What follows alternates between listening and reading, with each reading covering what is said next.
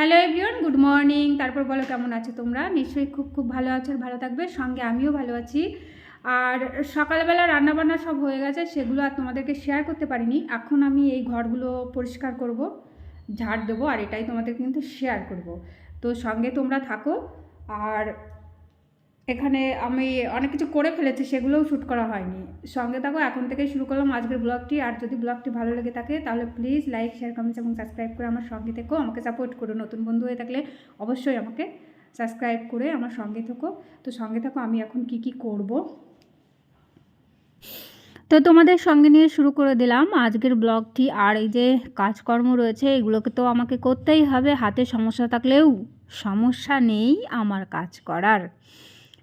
যাই হোক, সমস্যা এটাই যে হলো দেরি হবে, মানে আজকের কাজ করতে আমার ভীষণ পরিমাণে দেরি হয়ে যাবে। এই সব ব্যান্ডেজ হ্যানা ত্যানা এগুলো নিয়ে কি আর কাজ করা যায়? কিন্তু করতে তো হবেই। তো আস্তে আস্তে করে আমি সরাচ্ছি এগুলো আর গুছিয়ে নেবো। এই ঘরটা ঝাড় না দিলেই হবে না। তো ঝাড় তো দিতেই হবে। কার্পেটগুলোকে প্রথমে ঝেড়ে তুলে দিলাম, তারপর আমি ঝাড় দিচ্ছি। ডান হাত দিয়ে ঝাড় দিচ্ছি ক্রেপটা নেওয়ার পরেও, কিন্তু একটু অসুবিধাই হচ্ছে, তাই আবার হাতটাও চেঞ্জ করে নিতে হলো আর কি। যাই হোক, বাঁ হাতে কি আর কাজ হয়? ও যা হয় হবেক্ষণ, তাই নিয়েই আমি শুরু করে দিয়েছিলাম আর শেষও করে ফেলেছিলাম। আর বিকেলবেলা হলো ফোন করেছিল দাদা যে আমাদের বাপের বাড়ির দিকে কীর্তন হচ্ছে, তো সেখানে আসতেই হবে। এটা মায়ের রিকোয়েস্ট। আসলে আমি গত বছরও কীর্তন বসে শুনে এসেছিলাম, কিন্তু তখন না দিদি ছিল, এবার আর কেউ নেই, তাই বসে কতটা শুনতে পারবো জানি না। এরকম হাত এই অবস্থা নিয়ে তো গেছিলাম, গিয়ে আবার ঘরে ঢুকে ব্যাগটা রেখে আবার এই যে বেরিয়ে পড়েছিলাম মেলাতে। গিয়ে দেখি এই যে ছোটদার মেয়ে এসছে, আর এই বাচ্চাগুলো নিয়ে যত সমস্যা, মানে ওনাদের দোকান দেখলে খিদে পেয়েই থাকে। আগে গান শুনবে, কীর্তন শুনবে কি, আগে খাবার চাই।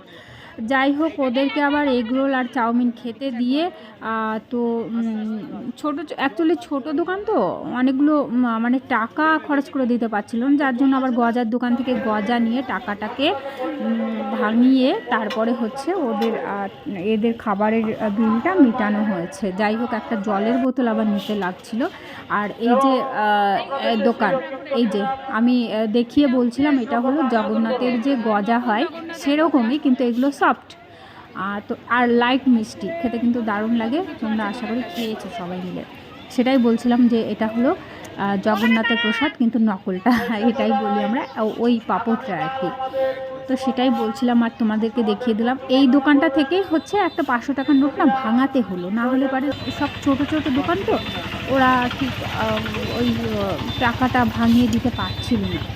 যাই হোক, খরচ মানে ভাঙিয়ে তারপরে ওদেরকে খাবার বিলটা দিতে হলো। তারপরে বললাম এখন অনেক হচ্ছে, চল কীর্তনে। আমরা এখন ঢুকতেই পারিনি, এদের এখনও সেই খাওয়া নিয়ে এটা নিয়ে সেটা নিয়ে পড়ে আছি। আর এই যে বেগুনি দেখতে পারছো, তো ভাবলাম আমি ভীষণ পছন্দ করি বেগুনের চপ। তো একটা একটা খাবো, মানে 3টে নেওয়া হয়েছে। তো 3জনে মিলে খেয়ে নেব। তারপরে না আমরা ঢুকে পড়ছি কীর্তনে। চলো দেখাচ্ছি। এখানে অনেক গোপাল থাকে, কিন্তু গোপালের অনেকের মানত থাকে, আর গোপালগুলোকে না দেয় তারা। আর সুন্দর করে মন্দিরের বারান্দা দিয়ে সেই গোপালগুলোকে কীর্তনের আসর মুখ করে সাজিয়ে দেওয়া হয়। খুব সুন্দর লাগে দেখতে। চলো তোমাদেরকে দেখাচ্ছি। এই যে আমি শুরু করে দিলাম গোপাল দেখানো।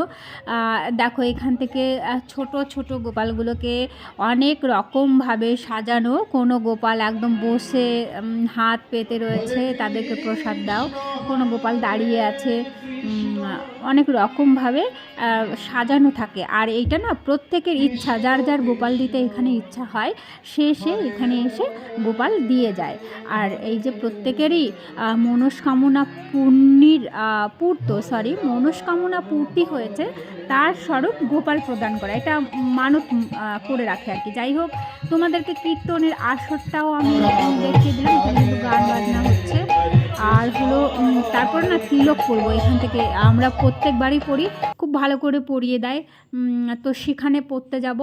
আর এই যে আমরা দাঁড়িয়ে দাঁড়িয়েই শুনছি, কারণ বাচ্চাগুলো সব বসবে না, যার জন্য দাঁড়িয়ে আছি। তোমাদের টোটাল আসরটা আমি দেখিয়ে দিলাম। এখানে কিন্তু গান বাজনা হচ্ছে।